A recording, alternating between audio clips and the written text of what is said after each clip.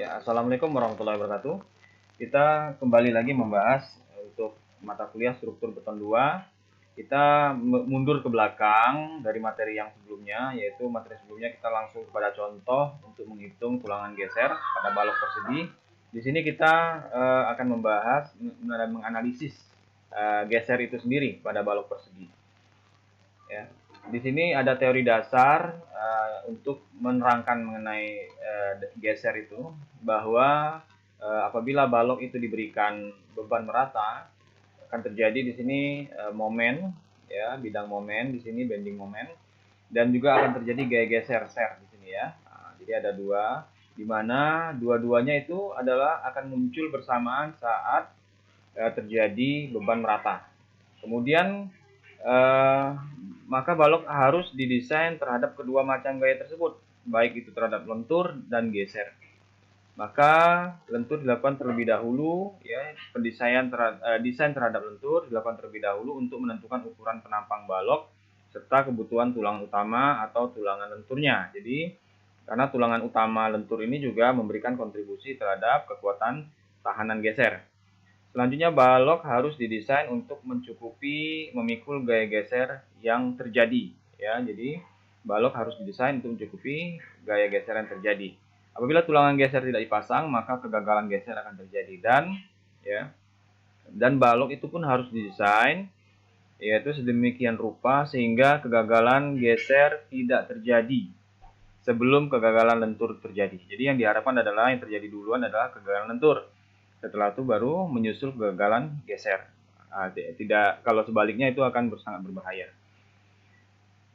Adapun di sini, ya, geser itu ada 3, ya, di sini. Pertama, tahanan geser terhadap penampang beton itu sendiri, penampang balok itu sendiri yang bentuknya segi 4, itu disimbolkan dengan VZ, ya, penampang yang masih utuh di sini.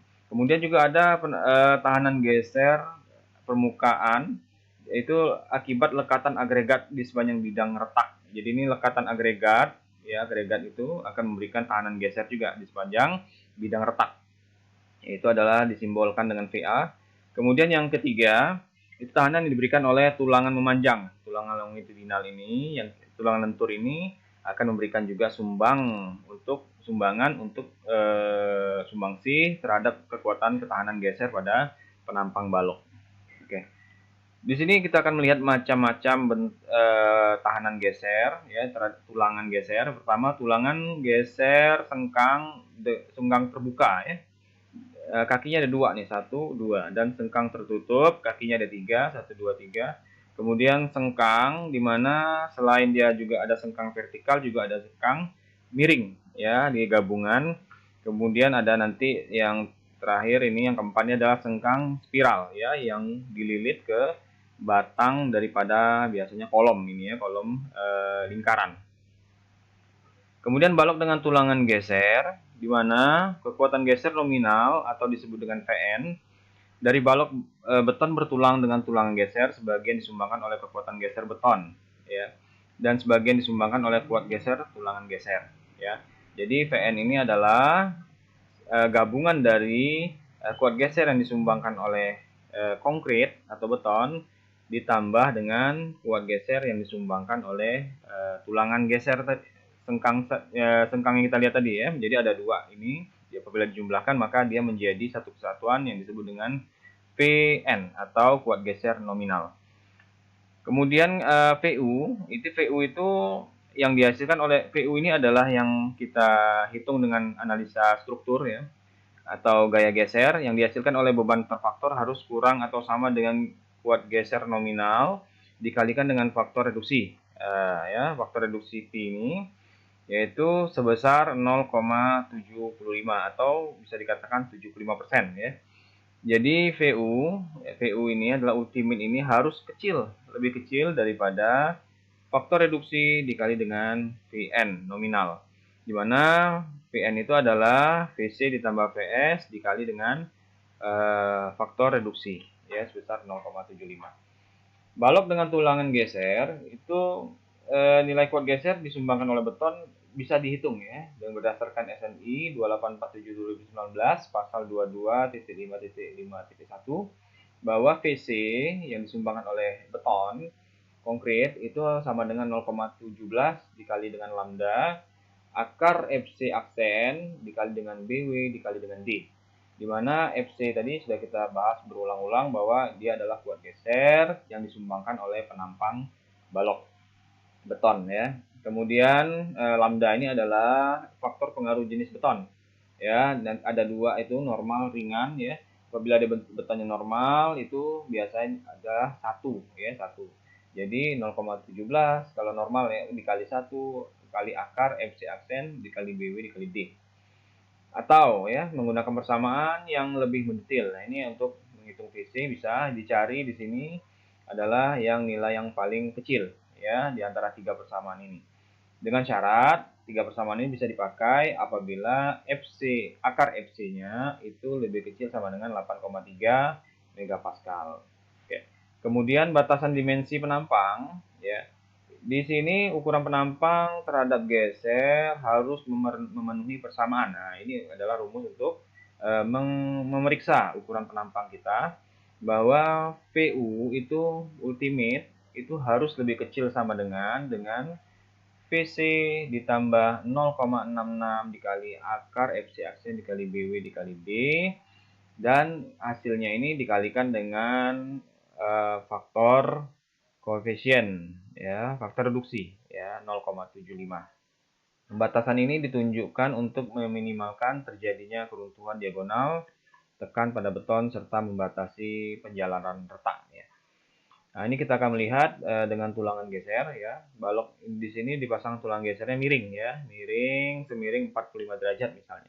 Maka rumus yang dipakai adalah ini sin 45 tambah cos 45. Tapi apabila kita menggunakan sengkangnya tegak lurus terhadap bidang ya, terhadap tulangan memanjang ini yang biasa dipakai di lapangan, maka alfa ini adalah 90, maka di sin 91 cos 90 adalah 0, maka apabila dikalikan angkanya tetap sama terhadap persamaan yang di depannya ini, maka bisa lebih sederhana lagi apabila alfa 90 ini persamaannya, atau bisa juga ditarik rumus lain, ditarik lagi rumusnya AV dibagi S, kemudian VS silang FY dikali D ya, sehingga VU itu harus lebih kecil daripada P VN dan sama dengan VC tambah VS dikali dengan faktor reduksi tadi, maka ya, dia bisa jadi seperti ini. VU dikurang VC dikali faktor reduksi sama dengan faktor VS dikali faktor reduksi, maka VS itu sendiri sama dengan VU dikurang VC dikali faktor reduksi per faktor reduksi. Nah, itu adalah menurut rumus yang ada di 2847 2019 pasal 22 5 10 1. Nah, ya, rumus tadi bisa jadi seperti ini, dan ini rumus akhirnya bisa langsung dipakai. Kemudian kita coba mencari cara menghitung AV. AV ini adalah luas untuk tulangan geser AV. Itu berdasarkan SNI 2847 2019 pasal 22.5.10.5.6, di mana di sini kalau kakinya ada 2, maka pengalinya adalah 2 dikali seperempat pi 10 pangkat 2 ya. Kemudian kalau kakinya 3, maka pengalinya juga 3. 3 dikali seperempat pi 10 pangkat 2. Nah, jadi ini nih 4 pi 10 pangkat 2 ini adalah luas penampang daripada besi ya, besi sengkang. Kalau 3 dikali 3, kalau 2 dikali 2. Kemudian tulang geser minimum yaitu berdasarkan SNI 2847 2019 pasal 9.6.3.1, suatu komponen struktur lentur prategang atau non prategang harus disediakan tulangan geser minimum. Nah, jadi ada disediakan tulang geser minimum apabila VU melebihi 0,5. Jadi kalau misalnya VU PVC ini 0,5 PVC ini ya melebihi 0,5 ya VU-nya, maka gaya geser tadi melebihi 0,5 daripada VC yang sudah terfaktor ini, maka dia menggunakan luasan minimum. Luasan tulangan sengkang minimum. Selain itu, AV minimum tidak diperlukan saat 0,5 ya 50% dari VC terfaktor ini 0,75. Itu VU-nya itu lebih besar daripada setengah dan lebih kecil daripada lebih kecil sama dengan daripada VC terfaktor ya. Itu AV minimum tidak diperlukan saat itu ya. Maka apabila di sini ada kasus di mana AV minimum tidak diperlukan dengan syarat-syarat yang ini ya. Kalau syaratnya terpenuhi baru bisa. Kemudian AV minimum diambil dari nilai terbesar antara AV minimum per S, jarak antar sengkang sama dengan 0,062 dikali FC, akar FC dikali BW per FYT ya. Kemudian AV minimum per S sama dengan 0,35 BW per FYT ya. FYT ini adalah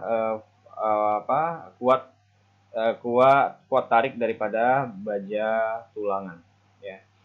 Oke, ini kita melihat lagi penampang kritis untuk geser, di mana menurut SNI 2847/2019 pasal 94.32 mengizinkan untuk mengambil penampang kritis guna perhitungan kuat geser nominal pada jarak D. Ini jarak D, ya D ini adalah D balok maksudnya ya, D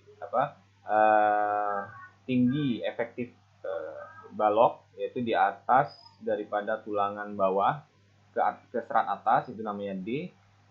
Di sini D, jarak D dari muka tumpuan untuk beton non prategang. Jadi seperti ini tadi, kalau misalnya kita lihat lagi, kalau misalnya gaya gesernya itu mulai dari sini, gaya gesernya misalnya gitu ya, maka boleh yang diambil yang di sininya ya, yang sejarak D ini adalah VU-nya ya, bukan VU yang di as, tapi VU yang di as kolom, bukan, tapi VU yang ada D dari muka kolom. Ini juga D dari muka kolom. Ini bisa kita ambil VU-nya. Ini juga bisa ambil VU-nya ya, begitu ya, dari muka kolom. Oke. Kemudian di sini jarak maksimum tulang geser ya, itu menurut SNI 2847/2019 pasal 9.7.6.2.2. Pertama adalah jika VS ya, VS ini adalah tahanan geser yang disumbangkan oleh sengkang itu lebih kecil sama dengan 0,33 akar FC aksen dikali dengan BW dikali dengan D, maka itu S maksimumnya atau jarak antar sengkang maksimumnya harus lebih kecil daripada D tinggi efektif balok per 2 atau 600 mili. Jadi dipilih mana yang lebih kecil ya. Kemudian yang kedua, jika PS lebih besar dari 0,33 akar FC aksen BW dikali D, maka jarak sengkang maksimumnya adalah kecil daripada D per 4 ya, per 4 D, ini setengah D per 4 D atau lebih kecil daripada 300 mili. Itu batasannya adalah paling maksimal 300, yang ini batasannya maksimal 600. Tapi kalau dia ini paling minimal, maka ini diambil ya. Oke, kemudian pengangkuran sengkang. Di sini kita coba mengangkur sengkang. Di sini ada macam-macamnya, adalah kait yang 135 ya pengangkuran sengkangnya. Ada kait yang 180, ada kait yang 90, ada kait yang seperti U. Seperti ini ya.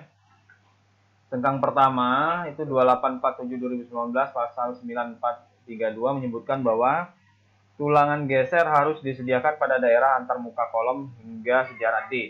Pada daerah ini balok didesain terhadap gaya geser VU yang besarnya sama dengan gaya geser daripada lokasi penampang kritis ya. Umumnya dipasang adalah sejarak S per 2 ya dari muka kolom. Jadi ini adalah setelah muka kolom maka dipasang S per 2 ya. Itu umumnya seperti itu. Oke, kemudian ini desain balok terhadap geser. Oke, kalau misalnya gaya geser kita ada di bawah lebih kecil daripada setengah VC terfaktor ini, maka ini tidak diperlukan tulangan geser ya. Tapi kalau dia di antara ini setengah VC dan VC ini, maka di sini digunakanlah geser minimum ya. Tapi kalau dia nilainya berada di atas ini, maka diperlukan tulang geser untuk memikul dengan jarak. Disinilah yang kita menghitung tulangan geser yang dengan jarak. Di sini minimum posisinya antara ini dan